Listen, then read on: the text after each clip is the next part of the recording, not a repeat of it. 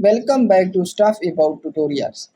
Today we are talking about how to change WordPress site's 5 icon. Why would you want to know how to change WordPress site's 5 icon? Well, maybe it is your first time using WordPress and not sure how to change WordPress site's 5 icon. So today I am going to show you how to change WordPress site's 5 icon. Check video description and I will try to leave the written instructions. Changing WordPress site's 5 icon is quite simple and easy to do, and the process is same for all devices. Let me show how you will change WordPress site's 5 icon. First of all, open WordPress in your Chrome browser, and now here is my WordPress home screen.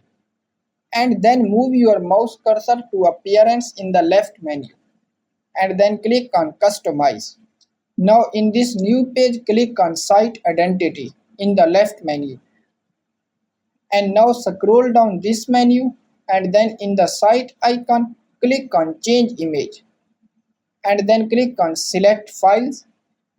And now select your icon from your computer.